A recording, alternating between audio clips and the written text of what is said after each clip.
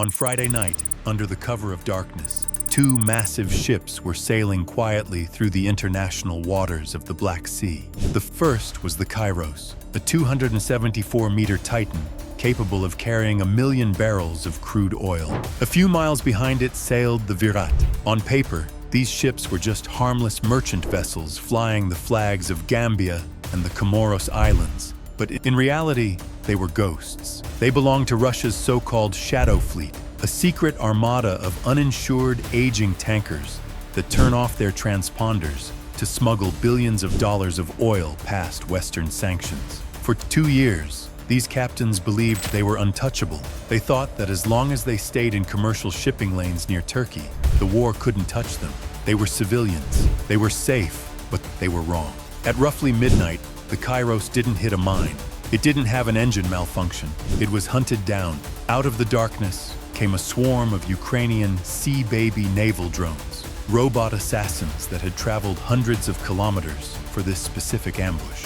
In a matter of minutes, two of Russia's most valuable economic assets were burning in the water. This wasn't just a naval attack.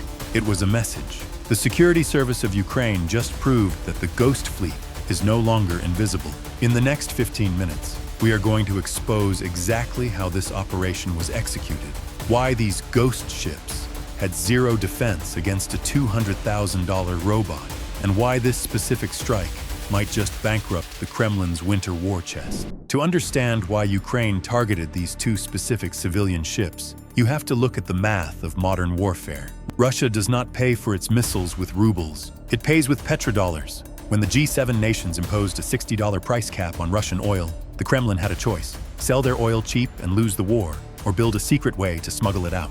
They chose the second option. They created the Shadow Fleet. This is a clandestine armada of over 1,400 vessels, mostly aging, rusting tankers that were destined for the scrapyard. Instead of being dismantled, they were bought up by shell companies in Dubai, Hong Kong, and the Seychelles for cash. These ships operate in the gray zone of international maritime law. They sail under flags of convenience from countries like Gabon or the Cook Islands, jurisdictions with safety regulations so loose they are practically non-existent. The Kairos and the Virat were the crown jewels of this fleet. The Kairos is a massive Suezmax tanker built in 2002. In the normal shipping world, a 23-year-old oil tanker is a liability, but for Russia, it is a goldmine. This single ship can carry 1 million barrels of crude oil. At current market rates, one full load on the Kairos is worth roughly $70 million. That is enough money to buy 200 Shahed drones, 50 cruise missiles, or pay the salaries of an entire army division for a month. And the Virat was even newer, built in 2018. Together, these two ships represented a moving bank account for the Russian military-industrial complex. But the Shadow Fleet isn't just an economic tool, it is an environmental time bomb.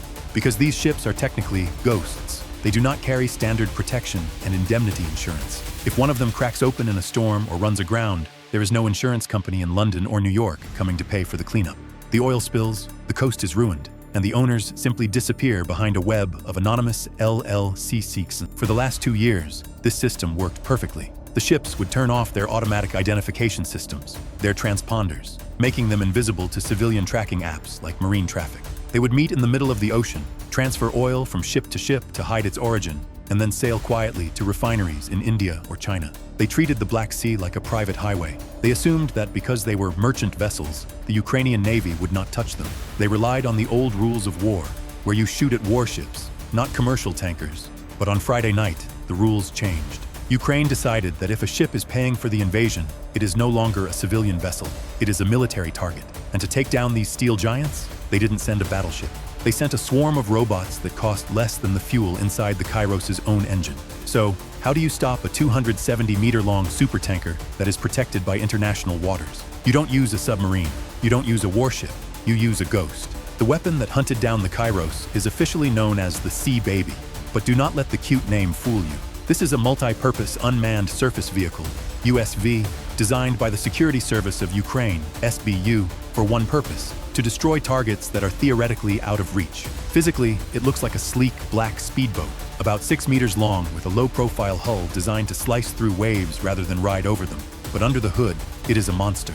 The original models carried a 450-kilogram warhead, but the 2025 variant that struck these tankers has been upgraded to carry nearly 1,000 kilograms of high-grade explosives. To put that in perspective, that is heavier than the warhead on a Tomahawk cruise missile. It is enough explosive power to crack the double hull of an oil tanker like an eggshell. But the real revolution isn't the bomb, it's the reach. Most naval drones are limited by radio line of sight. They can only fly or sail as far as the operator can see them electronically. The Sea Baby solves this with a low-latency satellite uplink, often utilizing Starlink terminals hidden inside its fuselage. This gives it an operational range of over 1,000 kilometers. It means an operator sitting in a bunker in Kiev can drive this boat all the way to the Bosphorus Strait, wait for days in sleep mode, and then wake it up the moment a target appears. And the cost? A modern Russian warship costs hundreds of millions of dollars. The Kairos tanker itself is worth tens of millions. The Sea Baby costs roughly $220,000. You can build a fleet of 300 Sea Babies for the price of one single frigate.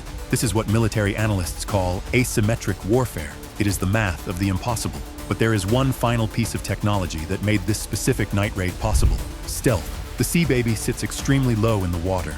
Only about half a meter of it is visible above the surface. In the choppy waters of the Black Sea, especially at night, it is virtually invisible to standard maritime radar.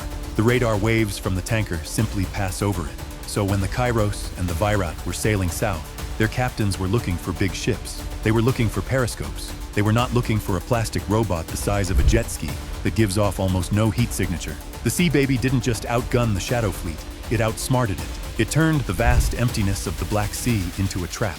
And as we are about to see, when the trap finally snapped shut at 2 a.m., the Russian crews didn't even have time to radio for help.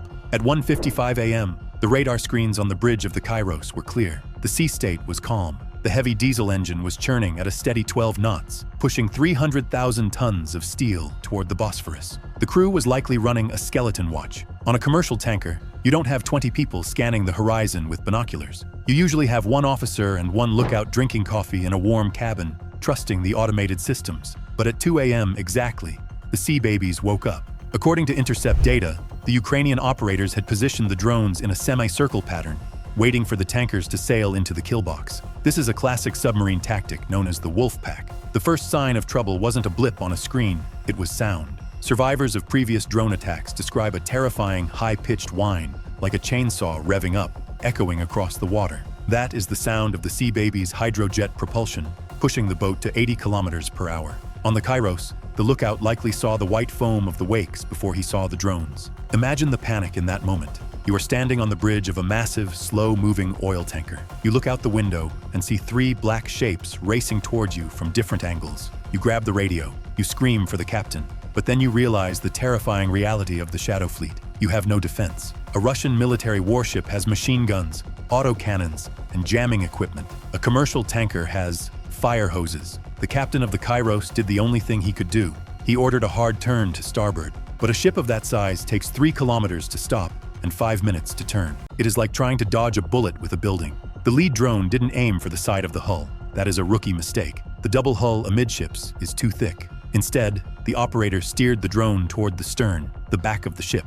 This is the Achilles heel of every tanker. The stern houses the propeller, the rudder, and the engine room. It is the most complex, expensive, and fragile part of the vessel. The first Sea Baby slammed into the Kairos directly under the fantail at 2:04 a.m. The detonation of 850 kilograms of hexagen explosive didn't just punch a hole, it created a shockwave that traveled through the steel keel. The propeller shaft likely sheared off instantly. The massive diesel engine, the size of a 3-story house, would have been knocked off its mounts. In 1 second, the Kairos went from a moving ship to a floating piece of scrap metal, dead in the water. But the attack wasn't over. As the Kairos drifted helplessly, listing to port, the second drone peeled off and headed for the Virat 2 miles behind it.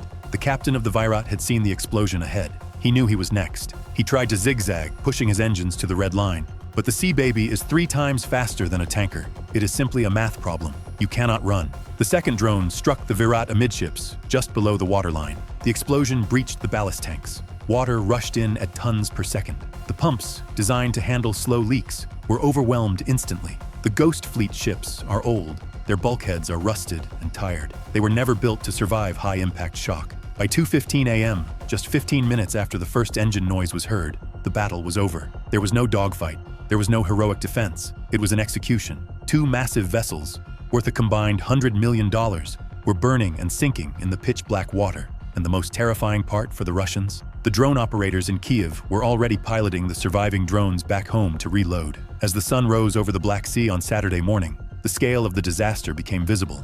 Turkish rescue vessels arrived to find the Kairos and the Virat listing heavily, with thick black smoke billowing from their sterns. Thankfully, the crews were evacuated safely. But the message these burning ships sent to the global shipping industry was far more lethal than the fire itself. For 2 years, the Shadow Fleet has operated on a simple gamble: high risk, high reward. Russian captains were willing to sail uninsured ships because the pay was astronomical, and they believed the Ukrainian Navy couldn't touch them in international waters. But at 2 a.m. on Friday, that gamble collapsed. The immediate fallout has been chaotic. Marine insurance markets in London and Hong Kong are already reacting. Even though these ships don't use Western insurance, they rely on Tier 2 insurers in Russia and the Middle East. Those insurers are now looking at a catastrophe. They aren't just paying for a damaged hull, they are potentially liable for an environmental cleanup that could cost billions if one of these tankers breaks apart near the Turkish coast. The math simply doesn't work anymore. If a $200,000 Sea Baby drone can sink a $70 million revenue stream, no insurance premium in the world is high enough to cover the risk.